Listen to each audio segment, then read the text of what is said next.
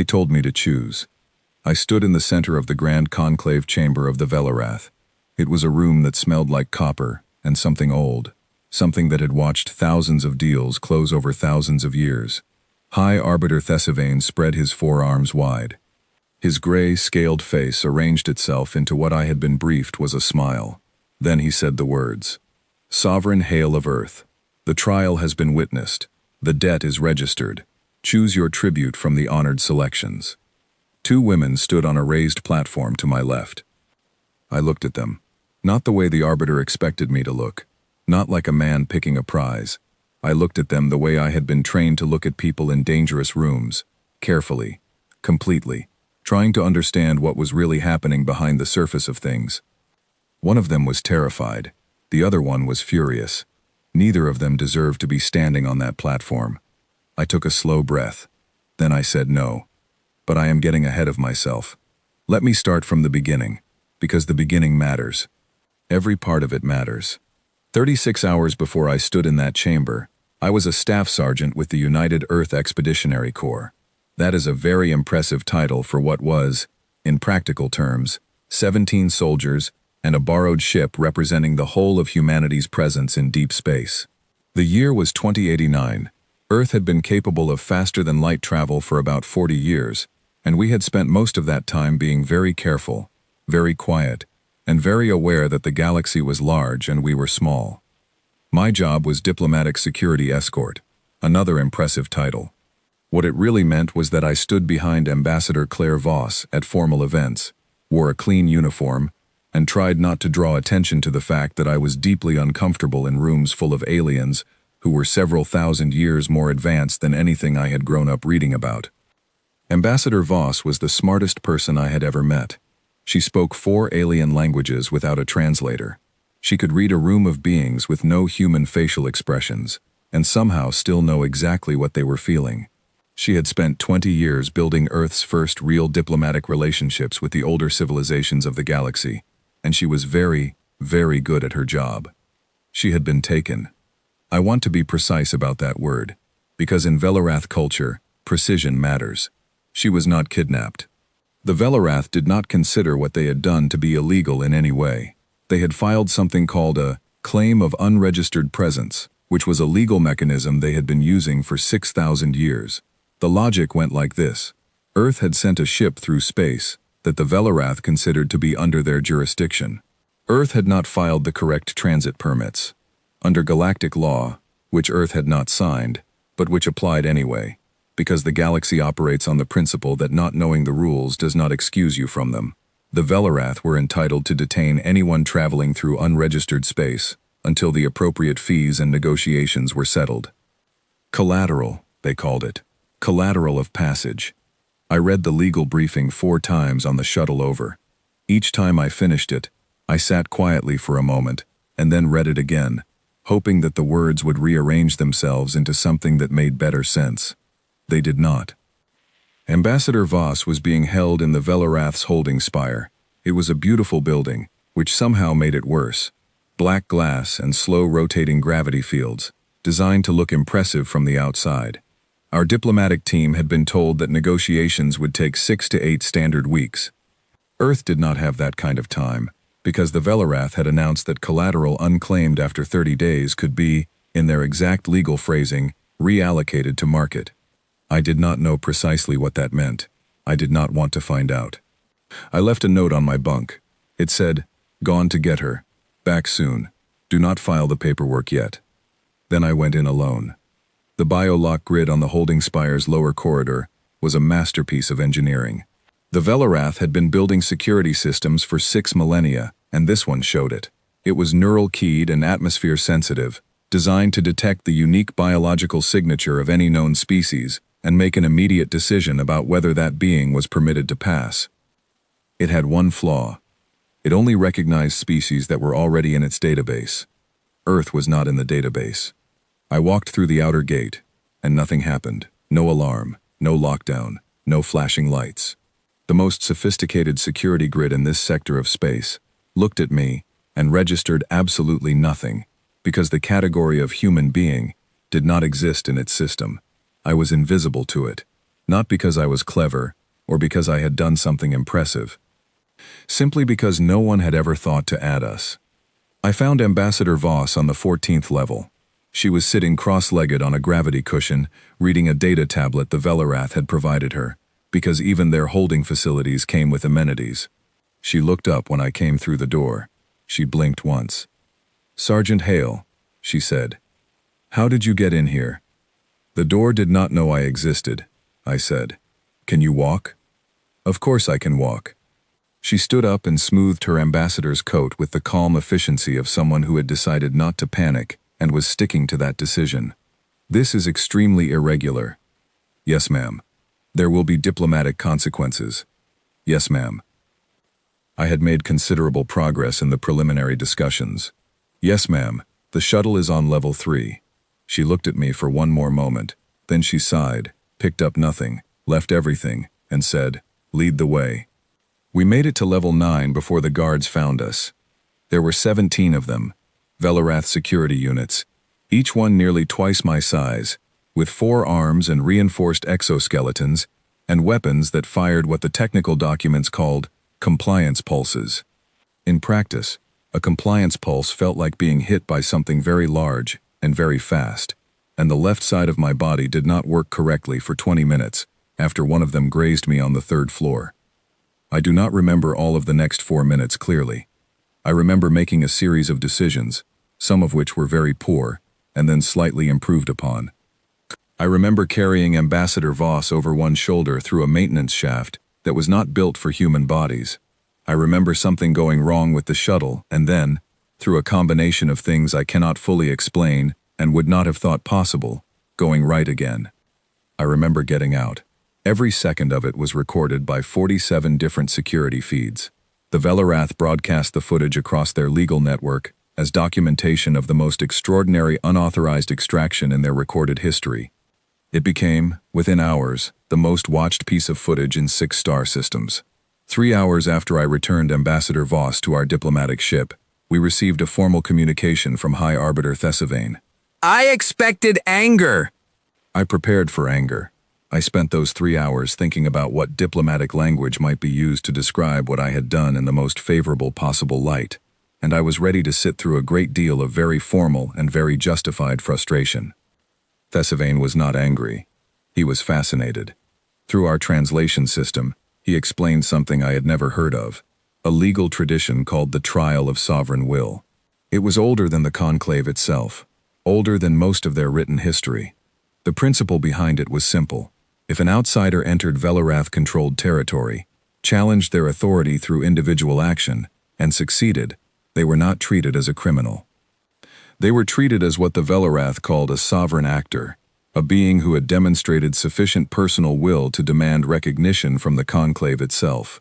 The Velarath had enormous respect for will, not strength in the physical sense, not military power or wealth. Will, the particular kind of stubborn, unbending determination to move through the world on your own terms, regardless of what anyone else's system said you were supposed to do. In 6,000 years, no outsider had ever successfully broken a Velarath hold through individual action and walked away. Not once. Thesivane wanted to meet me. Ambassador Voss told me, clearly and carefully, that this meeting was entirely my decision, that she could not order me to return, and that she wanted me to know she was proud of what I had done. She also told me, with the careful tone of someone choosing words very precisely, that the invitation was unusual enough that refusing it might carry its own consequences. I went back into the building. The Grand Conclave Chamber was designed to remind you of how small you were. The ceiling was 300 meters above the floor, and it was alive with a projected map of the galaxy, trade routes in gold, territorial boundaries in deep violet, and at the edges, large regions of unmapped space in simple, honest black. When I looked up at that map, the first thing I noticed was how much of it was still empty, how much of the galaxy had not yet been claimed, catalogued, or assigned to anyone. Earth sat somewhere in those dark edges, new, small, unregistered. Thesivane was older than I had expected. Even by Velarath standards, he carried the particular stillness of someone who had presided over a very great many things, and had long since stopped being surprised by most of them. He looked at me the way a scientist might look at something that had arrived in the laboratory without an appointment and without any of the expected characteristics. We went through the formal proceedings. A legal scribe recorded everything for the galactic record. Thesivane confirmed the trial, acknowledged the debt, and then explained the tribute. A tribute offering, he said. A sentient companion. A gift of recognized value, given by the defeated party to the sovereign actor who had earned recognition. An old tradition, he said. Honorable. The proper conclusion to the trial. He gestured toward the platform. I turned and looked at the two women properly for the first time. Sarai was Lyrathi. Her skin was deep blue, nearly indigo at the edges of her hands and along her jaw, where bioluminescent markings traced quiet, slow patterns under her skin. She was young. She was frightened, though she was working very hard not to show it. Her eyes moved constantly, measuring the room, measuring me, calculating something. She had the look of a person who had survived difficult things by being very alert and very careful. Chiron was Tavosi, copper skin, amber eyes with pupils that ran vertically, hair that shifted slightly in the low gravity of the chamber, as though it had its own opinion about the situation. She was also young. She was not frightened at all. She was standing with her hands clasped behind her back, her chin level, her expression carefully controlled, but her eyes told the truth. She was furious, the deep, quiet kind of fury that does not shout or break things but simply waits, and watches, and does not forget. I looked at both of them. I thought about what it meant to be standing on that platform, what it had taken for them to arrive in this room, what the Velarath considered to be a perfectly reasonable conclusion to a perfectly legal process. I thought about something my grandmother used to say, which was not a political statement or a philosophical argument, but just a simple piece of her understanding of the world. People are people. That is the beginning and the end of it. No, I said. The room went quiet in a very specific way, the kind of quiet that falls when something has happened that the space around it was not prepared for. Thesivane looked at me.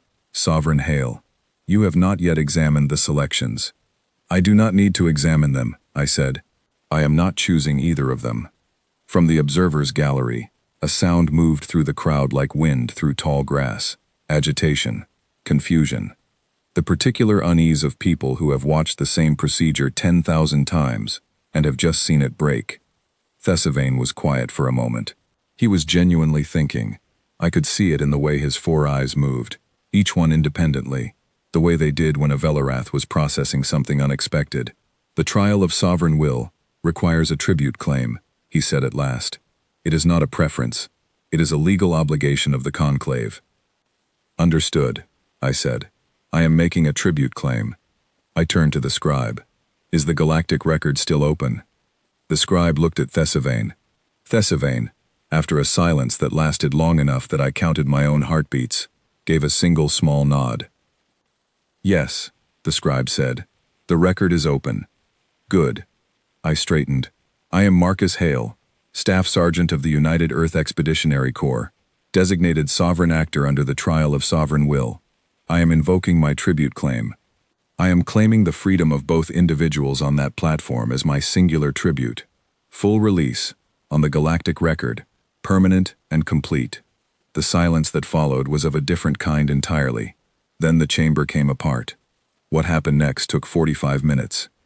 45 minutes of Velarath legal scholars arguing in a language I only partially understood, cross-referencing documents so old they had to be retrieved from archive systems in a separate part of the building. Ambassador Voss, watching from the diplomatic section, later told me that her heart had not beaten normally for any of those 45 minutes. The scholars found what I had gambled on, a clause in the original codification of the trial, written long before the conclave had formalized its current practices, that specified the tribute claim was to be defined solely by the sovereign actor. The conclave's obligation was satisfaction of that claim in full, whatever form it took. I had claimed two people's freedom. The claim was valid. Thesivane sat through all of it without visible expression. But when the final ruling was read and the scholars fell quiet, he looked at me for a long moment with those four independent eyes, and I had the feeling that he was seeing something he had not expected to see in this chamber. something that did not fit any of the categories he had built over a very long career. "Your claim," he said, "is registered." "Thank you," I said. "Under the full provisions of the trial, you are now designated sovereign of unclaimed will." The scribe read the protections attached to that title into the open galactic record. No Velarath entity could detain, trade, or place any legal claim against any human being, in perpetuity, without the formal consent of a designated human authority. Earth had just received more protection in a single afternoon than 20 years of careful diplomacy had managed to build. Not through power, not through negotiation. Through one soldier refusing to accept a framework that treated people as things to be selected. They brought Sarai and Chiron to me, in a small room off the main chamber. A Velarath official handed me a data chip with their identification documents, and then left immediately, as though standing near me had become professionally complicated. Sarai stood in front of me and looked at me for a long time. The bioluminescent markings along her jaw shifted through a slow, complex pattern. Our translator rendered it as gratitude, disbelief, and then something it labeled as a concept without a current equivalent in standard language. "You could have taken resources," she said. Her galactic standard was careful and precise. "Technology, information, position. You chose us." "You are people," I said. It came out more simply than I had planned. It was not a difficult decision. The light along her jaw shifted again in that untranslatable pattern. Then I looked at Chiron. She was watching me with an expression that had changed slightly from what I had seen on the platform. The fury was still there, but it had reorganized itself. It was no longer pointed at the situation. It was pointed at me, and it was calculating. "You want something from this," she said. It was not a question. "I want both of you to have access to our diplomatic ship," I said. "Safe passage to wherever you want to go. That is all." She was quiet for a moment. "That is a poor position to negotiate from. You have given up everything without asking for anything." I did not think of it as a negotiation. Another silence. She tilted her head slightly. "Why?" she asked. "Tell me the real reason, not the official version." I thought about how to explain something that, where I came from, I had always assumed was simply understood. Something so basic that it had never needed to be said out loud, at least not among people who already knew it. But here, in this room, with this person who had just spent an unknown amount of time being held as a potential prize, it needed to be said clearly. "Where I come from," I said, "we tried the other way. For a long time, treating people as property, as things to be claimed and owned and traded. It went very badly. We are still working through the damage it caused. Eventually, most of us came to understand, not all at once, and not without a great deal of pain, that a person cannot belong to another person, not because of a law that forces that belief, because it is simply true." She looked at me steadily. "And you just walk into a chamber that has operated on the opposite principle for 6,000 years, and act as though your understanding is the one that should apply." "Yes," I said. She was quiet for another moment. Then, "Your species has been in space for how long?" "About 40 years. "And the Velarath have been doing this for 6,000. "Yes." She looked at me for a long time. I could see her thinking, reassessing, filing information into new categories. "Your species," she said finally, "is going to be very strange to deal with." "Probably," I agreed. She did not thank me. I had not expected her to. She was not the kind of person who would thank someone for doing what was simply right. She would acknowledge it, file it away, and decide later what it meant. That was enough. Ambassador Voss debriefed me for 6 hours when I returned to the ship. She asked questions in a steady, careful sequence, the way she always did, building a complete picture from every angle before she formed any conclusion. At the end of 6 hours, she sat back in her chair, rubbed her eyes slowly, and looked at me. "You are aware," she said, "that you have restructured Velarath commercial law, established Earth as a sovereign class entity without any territorial basis, and potentially triggered a review of tribute practices across 4 other trade organizations." The legal argument took 45 minutes, I said. "By accident," she said. "You did all of that by accident." "I went in to get 2 people out of a bad situation," I said. "The rest just followed." She was quiet for a moment. Then she said something I have thought about many times since. We have no idea what we are doing out here, and somehow that keeps working. I thought about it. We know one thing, I said. We know what a person is. She considered that for a moment, turning it over. Then she nodded slowly. Yes, she said. We do know that. Sarai found her way back to Lyrathi space within the month. She sent a formal communication to the Earth Diplomatic Corps. I was not officially supposed to receive a copy, but I did. In it, she described the events in the conclave chamber using Lyrathi academic language that the translator struggled with in places. The closest rendering it could offer was this: a philosophical event of significant weight, in which the mechanism of a long-established system was turned against itself by an actor who did not recognize the system as legitimate and therefore was not bound by its assumptions. I read that 3 times. It seemed right to me.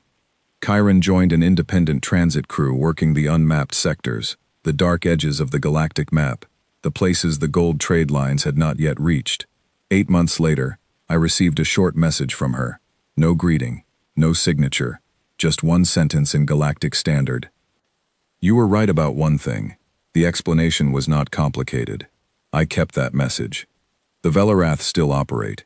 They adjusted their laws, not willingly, but the galactic legal community had found the precedent too interesting to ignore. 3 other species filed similar claims within the following year, using the framework that had been cracked open in that chamber. The Conclave's tribute economy is now under formal review by the Galactic Compact, a process that is expected to take years and produce a great deal of paperwork. Earth did not plan any of that.